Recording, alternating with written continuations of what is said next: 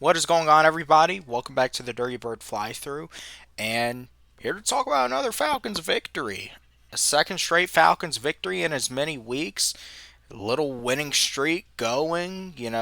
Whatever you want to chop it down to, but the Falcons did win today, 26 to 19 against the Cardinals in Arizona.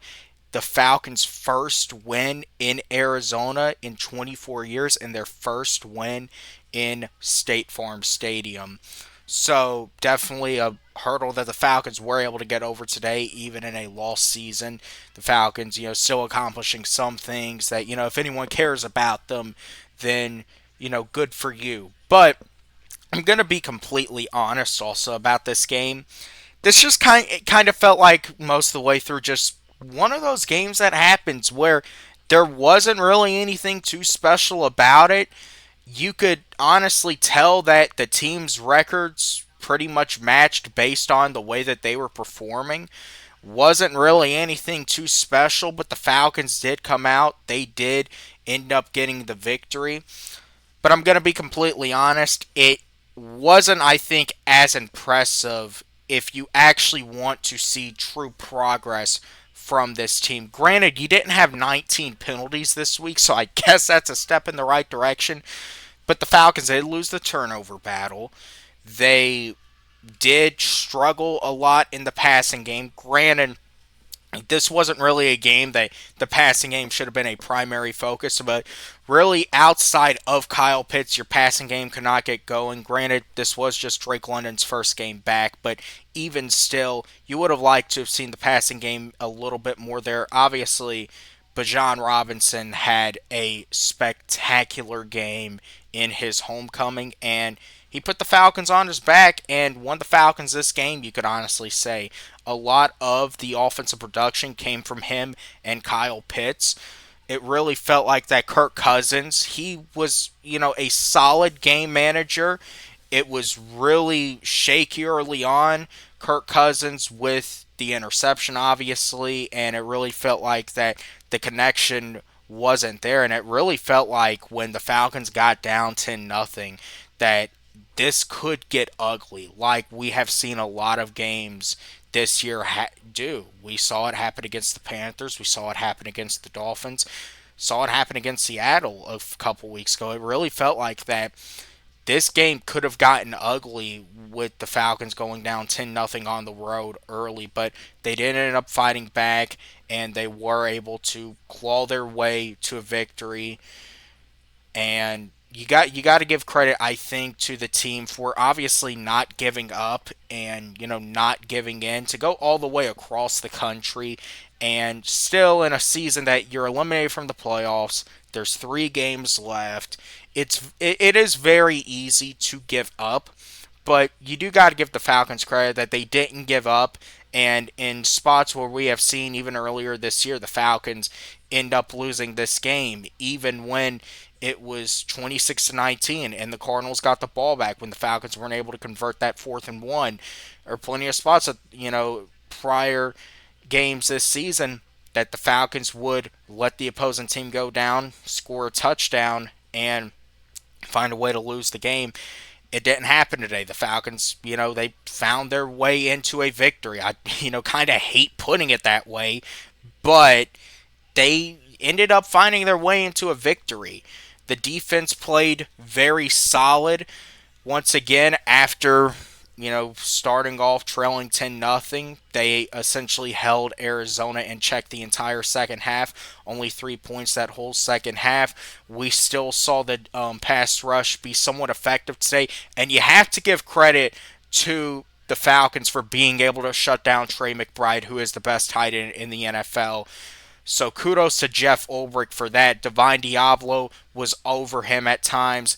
AJ Terrell, they really did a good job at minimizing the impact that Trey McBride had in this game. And that is also why that even after trailing 10 nothing, the fact that your defense was able to hold up after that and did not let Trey McBride explode, despite the fact that outside of Bijan, you did not have a really impressive day on offense. Sure, Kyle Pitts had a touchdown, but outside of those two guys, you really didn't do much. You were still able to go out and you were still able to get the victory despite the errors that were made really on both sides. And it's where I say I'm still not impressed with the team, but I do think that this is going to be a game that, despite, I think, Raheem Morris, we're not seeing the improvement that shows that he is actually learning from his mistakes. Because honestly, that improvement would have came earlier in the year. I don't think this should be a game, in my opinion. And just because the Falcons go on a little winning streak to end the year, that Raheem Morris is able to keep his job. But unfortunately, due to the current state of Falcons ownership, it's probably the Falcons winning games like this that, could create the likelihood of Raheem Morris being here another year. That's, not to the liking of me or I'm sure a lot of others, but it's probably just the reality that we're unfortunately faced with here. But the defense also, they are helping Raheem Morris's case in the hiring Jeff Ulbrich, and the defense did do very solid today. So definitely want to give kudos to them for really holding up, especially when it mattered most. And it looked like that the Falcons' offense was faltering late in the game. The defense ultimately they did not break. They came up with a big play late. C.J. Henderson with the interception, his first in a couple years, who after, he really spent most of the year on our practice squad, was just signed to the active roster yesterday. Game-winning interception yesterday. Great story for him, and obviously this defense that, you still continue to see improvement from guys like Brandon Dorless going out there, getting another sack. James Pierce Jr. was still making that impact out there. I believe Arnold Ebiketie had a sack. So you like to see that this defense is still pushing even in a lost season. They are continuing their improvement, and you are seeing growth from these guys. Now, I do want to give out some game balls here. First game ball I'm going to give out to is to Kyle Pitts. It wasn't a crazy stat line, I would honestly say. 7 catches, 57 yards, and a touchdown. But I think the big thing for Kyle Pitts right now is you are seeing consistency. You are seeing Kyle Pitts be able to consistently deliver. Now, does it warrant enough to give Kyle Pitts that big contract extension he's probably going to ask for? I feel like you have to have that conversation at least. You have to look at it, and really what it's going to come down to is how valuable could Kyle Pitts be in future years to your offense? Is Kyle Pitts that guy that, can be that security valve for whoever the quarterback is going to be next year? Can he become the number 2 option in this offense, that warrants him being paid $15 million potentially? But he's definitely helping his case with these consistent performances that he has been putting together. So I am going to give Kyle Pitts a game ball, much well earned. Next game ball, giving it to Bijan Robinson. Hometown kid in Arizona. Had a great game, 168 yards. Had the touchdown, was really effective in the passing game. Also did his thing running the football. We know what it is with Bijan. We know what we're going to get. Consistency is his key, and it has been his key all year, and he has surpassed 2,000 scrimmage yards. And honestly, you really hate that it came in a lost year like this, but you still love to see him showing that consistency no matter what and always playing, giving it his absolute best in these games. And third and final game ball I'm going to give is to C.J. Henderson, who came up with the game-winning interception. I touched on it.